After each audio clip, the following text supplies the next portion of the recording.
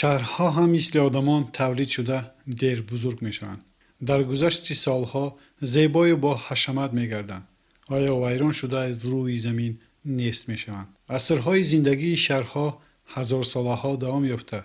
در این دوام نقش دست اولین بنیاد کنندگان در رخساره های این شهرها می ماند و در یاد نسل های آینده ثبت می شود. دوشنبه شهر جوانترین و زیباترین، بله زیباترین، برای آن که از ماست. سلام تماشابینان شبکه یک را تختی جی، با شما من یوسف عزیزов. تماشابینان بسیار گرامی، با خواهش شما من امروز کوشش کردم که درباره این شهری که با بنیاد آن نام مملکت با نام تاجیکستان در خریطه دنیا پیدا شد نقل میکنم. در دوام این مدت کوتاه قریبی های 100 سال در آغوش این شهر زیبا شماره زیادی آدمان بزرگ به دنیا آمده زندگی کرده در صحیفه های تاریخ دنیا نام خود را و شهر خود را با نیکی ثبت نمودند. دوشنبه در هر فصل سال در هر وقت روز یا شب زیبا بوده، باد و هوای معتدل را داراست. امروز بر روزنه تاریخ بنیاد شهر زیبا با شما نظری می اندازیم.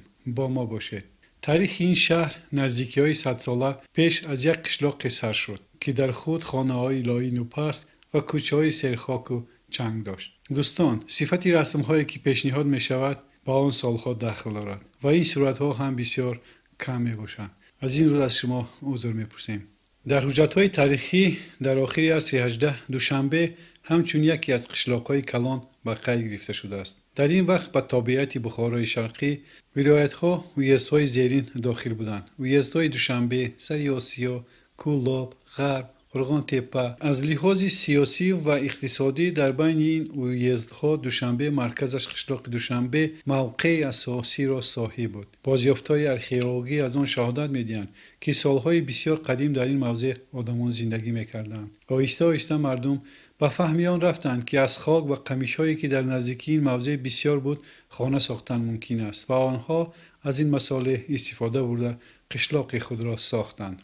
موقع جایگیری قشلاق بسیار قلای بود. حالا من کوشش میکنم که با شما دقیق کرده جای اولین اهالی نشین را فهمونم. خانه های آدمان، بازار، جای گشت و گذار مردم در جای بازار بوتوسکی و گرد اطراف آن جایگیر بود و دریاچه دوشنبین که از طرف شرقی وادی حصار قشلاق را جدا میکرد. اگر شما اهمیت داده باشید، جایی که من گفتم در بلندی جایگیر است و قشلاق را مثل جزیره از وادی حصار جدا میکرد.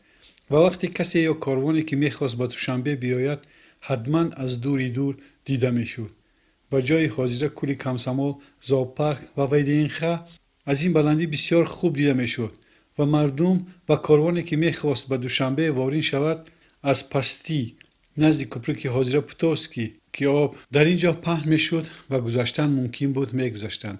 در حالتی آب بسیار بودن آنها بالاتر رفته از جای حاضره بینای یونیورسیته میگذشتند. دریاچه شوخ دوشنبین که گویا دوشنبه را همیشه حفظ میکرد در دو طرف ساحلش قمیش و نی و توغه بسیار میروی که مردم بسیار از آن استفاده میبردند. در وقت ساختمان خانه ها که اساساً از لای ساخته میشد برای بوم حتما قمیش لبی دریا استفاده میشد. با مردم کم بغل که گلیم برای تگی پا نداشتند گلیم میشد. برای چاروای مردم باشد همچون خوراک استفاده میشد. دهه سبز و پردرخت از دور همچون یک جزیره به چشم می رسید. قلعه دیدبانگاه در نزد شیبی که حالا اکواپارک ساخته شده است وجود داشت. تمام پایان آب دریا از آنجا دیده می شد. بهاران آب دریا بلند می شد که در برابر آواز پرخشمی او آواز بلندی مرغابی و قاز و فزنها که سیله شده در قمیش توغیزارهای لب دریا زندگی می کردند به گوش می رسید. در جاهای کس ناگذر که خیلی هم بسیار بود، روباه و شغال، خوکی آبایی، گرگ و گربه جنگلی آزادانه زندگی میکردند و با تاریخ آمده است که صدای پلنگ هم که برای جستجوی خوراک به این طرفا گاه می آمده است به گوش می رسیده است. در تپه های ساحل دریا مقدار زیادی جیره و قشقلداق، مار و سنگپشت‌ها زندگی کرده، خاموشک‌ها مثل ابر در قمیش‌ها آویزان شده در بین مردم کسلی در آن وقت بسیار خفناک تب لرزه را پهن میکردند. سالهایی که خشکسالی می آمد آب دریا بسیار کم میشد و بودن حادثه‌های زیادی که در این حالت سنگ‌های ساحل بسیار می‌تفسیدند و سوختار به عمل می‌آمد که در نتیجه هزارها گکتار لب دریا که قمیزاری انبوه بود می‌سوخت که این به زندگی آدمان تاثیر منفی می‌رساند. مردم قمیشی که طبیعت برایشون ارزانی آفریده بود برای محکم کردن گرد حولی خود. هنرمندان باشند از آن سبد و هر خیر دیگر چیزها بافته در بازار می‌فروختند و زندگی خود را پیش می‌بردند. برای گذشتن از دریا قمیش را بافته به مشک‌ها که اصلا از پوست گاو تیار می‌کردند می‌بستند و برای از دریا گذشتن استفاده می‌بردند. چون این حادثه‌های نیز بودند که در وقتی بهاران آب دریا ناگهان چنان سیل می‌شد که بعضی حالت‌ها خانه‌های نزد ساحل‌ها را شسته می‌برد و یگانه کوپریکی که در نشیبی پتوسکی حاضره کوپریک اساسی نزد زاپارک از چوب و گیل و قمیش ساخته می‌شد شسته می‌برد و کاروان آدمان بالاتر رفته با مشقت از نزد حاضره اونیورسیتت که جزیره هم نام می‌برند می‌گذشتند. معلومات تاریخی در آن سالها در بخارا و بخارای شرقی آدمان با کارهای کندن جویبار، کانال‌ها، ساختمان عمارت‌ها، ساختن کوپریک‌ها و دیگر مجبوراً بیمزد جلب کرده می‌شدند که یکی از این کارها برقرار نمودن این کوپریکی که ما در بالا ذکر کردیم نیز به حساب می‌رود. از طرفی پیش آن دره ورزاب آب دریا به جویبارهای ده جاری می‌شد که مردم از آن استفاده می‌بردند و مهمانانی به دوشنبه آمده را حیران می‌کرد و یک خصوصیت فرق کننده باشندگان این دهه در آن بود که هر مهمان آمده را خوب پیشواز می‌گرفتند و تا قدرت دارایی خود مهمانداری می‌کردند. سیاحتگران از اروپا و دیگر جایها بسیار کم می‌آمدند، زیرا با فرمان امیر بخارا یگام نفر نمی‌توانست که آزادانه در این گوشه‌های دوری امارت بخارای شرقی گشت و گذار کند. از این رو سیاحتگران فقط با اجازت امیر می‌توانستند به این گوشه امارت سیر و سیاحت کنند. در تاریخ یادداشت‌های سیاحتگرانی که به واسطه قشلاق دوشنبه به افغانستان سفر می‌کردند تا به ما رسیده است که در آنها قید می‌شود: در دوشنبه چنگ و خاک گلو را سوزانیده چشم را کور می‌کند. هوا بسیار گرم است. آفتاب پوست آدم را می‌سوزد. قشلاق در بلندی جایگیر است و تپه و کوه‌های گرد و اطراف درخت‌پوش و درختی بسیار در این جایها ارچه به چشم می‌رسد که او را برای آتش و گرمی و میوه پوستش را در طب استفاده می‌برند. از این درخت اینچنین روغن خوشبوی گرفته تنه و برگش را چای کرده در وقت خنک‌زدگی می‌نوشند. در توغیرزارهای لب دریا مخصوصاً زمستان‌ها خوک‌های یابایی زیاد جمع می‌شدند. اینچنین برای زمستان گذرانی در اینجا روباه و شغال، گرگ و دیگر حیوان‌ها جمع می‌آمدند.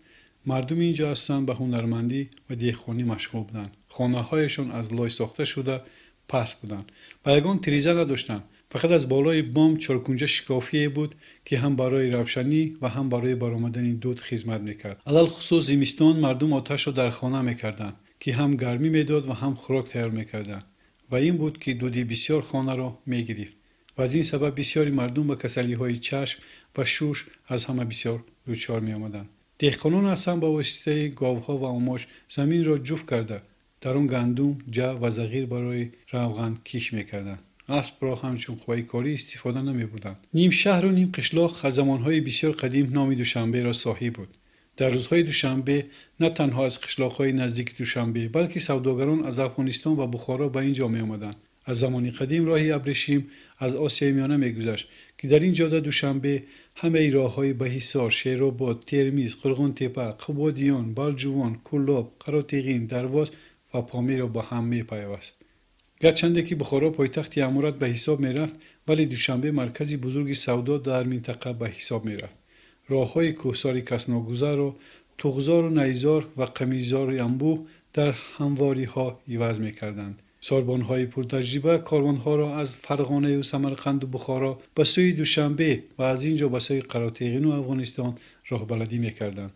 نبود سوداگر یا کاروانچی که درباره دوشنبه نمی‌دانست. این در حالتی بود که در منطقه از خوجان سر کرده زیاده از 40 بازار عمل می‌کرد و همه آنها قریب با نام‌های روزهای هفته نامگذاری شده بودند. بعد رولوسیای اکتبر همه این نام‌ها عوض شدند ولی دوشنبه خوشبختانه ماند. مرکز سودایی که در روزی معین در آنجا سودا میشد بازار و جای دایم سودا را گذر نامی‌بردند. به سودا اصلا سوداگران کسبی ازبکان، تاجیکان همواری‌ها و یوری‌های بخارا مشغول بودند. دوشنبه از موقع جایگیر شوی نه تنها جای سودا بلکه جای تیز پهن شدن هر گونه خبرها نیز بود. در اینجا فرمان سپارش‌های امیر و بدتر شاه سفید که در اینجا امپراتور روس را همین طور نام می‌بردند خوانده می‌شد. خبرها را از محل به محل در امارات تیزگردها می‌رسانیدند. از خبری سردار اوکروگ زرافشان به جناب گنرال گوبرناتور ترکستان سال 1871 سال برای رساندن خبرها بین بیکیگری‌های امارات بیک‌ها کم از خبررسانی سوارها استفاده می‌برند. همه آنها خدمت تیزگردها یا که بدبها نیز میگویند استفاده می‌برند. در شرایط کوهسار پیاده‌گرد تجربه‌دار و کوهگرد چند مرتبه تیزتر از سوار خبر را به جای لازمه می‌رساند. برای تیزگردها مهلت معین می‌شد که در چقدر وقت باید به جای لازمه رسند و برگردند. در حالت‌هایی که در وقتش نرسیدند آنها غیر انسانی جزا داده می‌شدند و پشت آنها با قمچین یا با چوب با پایشان می‌زدند و حتی بینی و گوش‌هایشان را می‌بریدند. آنها در یک شبانه روز از 70 تا 108 ویورست حرکت می‌کردند که یک ویورست این 1 کیلومتر 66 متر را تشکیل می‌کند. حکم سود که از طرف قاضی حکم می‌شود در بازار در نظر مردم اجرا می‌شود. در اینجا آدمکشان، دزدان، زن‌هایی که به شوهرشان خیانت کردند جزا می‌دهند. شاهدان می‌گویند که زن را به لنگه انداخته محکم کرده تا یگام کس رویش را نبیند. در مرکز بازار با چوب می‌زدند و سنگسار می‌نمایند و حتی به لنگه گربه خشمگین را می‌اندازند. آمده است در خبر. تا سالهای 90 عصر گذشته در منطقه حاضر تاجیکستان فروش غلامان همچون سودا عمل میکرد. مردی غلام 115 روبل یا به عوض 10 بوقه فروخته میشد یا به عوض 2 تفنگ نیز خریده و فروش میشد. در این سالها سودا با پول واحد پول امارات بخارا طلا و پول روسیه پادشاهی روبل به عمل آورده میشد. تا رولوسیای اکتبر در بخارای شرقی یعنی تاجیکستان حاضر 42 بازار عمل میکرد که گردش مال در این بازارها 5 میلیون روبل پادشاهی را تشکیل میداد. از حسابات مالیوی به امارات پیشنهاد شده گردش سالانه مال در بازار دوشنبه در آخر عصر 19 6 میلیون طلا را تشکیل میدهد. در این دور که دور ترقیات سودا به حساب میرفت در بازار دوشنبه زیاده از 300 نقطه سودا عمل میکرد که همه مالهای نیازی مردم در اینجا خرید و فروخت میشد. از سحر در بازار مردم زیاد روا میکرد. آواز آدمان، گداها، خر و اسب و شتر چنان بلند بود که از دوری ها شنیده میشد. چقدر که تاریخ نویسان می نویسند در آن وقتا عوض مال به مال بارتر خیلی رواج داشت. برای خرید و فروش مالهای خود کم وقت پول استفاده میشد. مردمان آن چیزی که داشتند میوه، تخم، شیر و دیگر به محصولاتی در کاری خود عوض میکردند و رسم شده بود که بعد سودا حتما دستی همدیگر را میفشردند و یک پیاله چای با هم می نوشیدند که این رسم حتمی بود. چایخانه ها در هر گذر وجود داشتند که مردم از آن وسیله استفاده می بودند. درباره تاریخ دوشنبه سخن‌های بسیار گفتن ممکن، لیک همین را گفتنی هم که روزی اساسی برای نیم شهر و نیم قشلاق دوشنبه روز دوشنبه هفته به حساب می رفت و دیگر روزها در دهه‌های شاه منصور، ینگی بازار، غافل‌آباد، زرگر و دیگر قشلاق‌ها بازارها گردان بودند.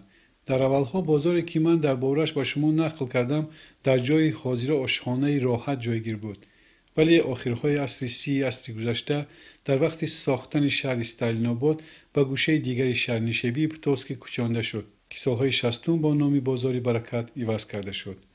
در گذشته رسم و آیین در این منطقه به چون و چرا اجرا میشد. نام دهه‌ها، دریاها، خلاص همه نام‌ها حتی هزار ساله‌ها عوض نمی‌شدند.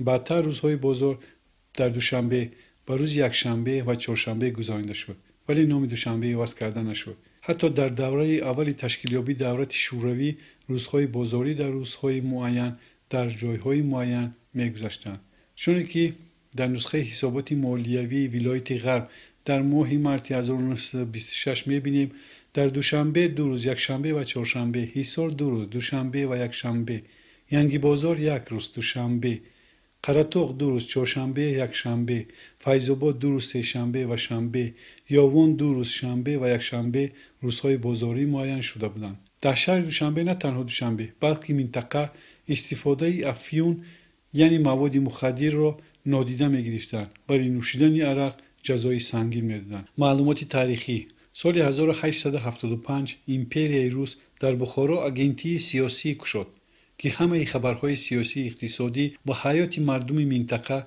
به این آگنتی خبر داده میشد و یکی از خبرهای به آگنتی وارد شده. 16 نوامبر در بازار دوشنبه مرد برای نوشیدن عرق جزا داده شد. این مرد در دوام 3 روز 339 تیغ زده شد. بعد با پشت لوچ بر گردنش شیشه آویزان میرشب‌ها در کوچه‌های شهر گردانیدند. بسیاری‌ها با آواز بلند به میرشب‌ها ناراضگی بیان کردند. برای مردم عادی برای مینوشی جزاهای سخت‌ترین معین شده بود، ولی مستیگری در بین بکان و اشرافزاده‌ها این کاری دائمی بود. بکان می نوشیدند و در پیش آنها مخصوص بچه‌های جوان که آنها را مخصوص تیار می‌کردند رقص می‌کردند. معلومات تاریخی: در آخرهای عصر 18 و اول عصر 19 30% درآمد بودجه دولتی روسیه از فروش عرق به دست می‌آمد و در وقتایی که نرخ عرق بالا می‌رفت دهقانان که آنها را کریستیانین نام می‌بردند چندین بارها به کبک‌های روسی حمله‌ها کرده بودند. در آسیای میانه خوردن به فروش عرق قطعاً منع بود و جزای سنگین معین شده بود. در وقت ساختن راه آهن تا کاگان فقط در بوفت‌های اینستانسیا فروشش اجازت بود و خلاص، که این هم تأثیر روس‌ها بود. شهر سمرقند از حسابات سردار اوکروگ زرافشان فوریه سال 1878 در بخارا سردار قشون‌های بخارا از وظیفه‌اش گرفته شد. برادبک لشکرباشی با پسرش به چاه انداخته شد. نقل میکنند که در ایده که امیر در نزدیکی بخارا تشکیل کرد برادبک مست حاضر شده مردم را از ایدگاه پیش کرد. وقتی که خواستند او را آرام کنند او همه و حتی امیر را نیز حقارت داد. امیر فرمان داد که او با پسرش که او هم در آنجا حضور داشت به چاه انداخته شده مال و ملکش مصادره کرده به خزینه دولت درآمد کرده شود.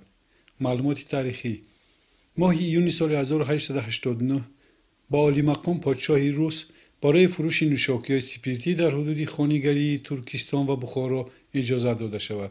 این اجازت فقط در محله‌هایی که در آن روس‌ها اقامت می‌کنند، بوفت‌های راه آهن و قسم‌های نظامی روس‌ها عمل می‌کند.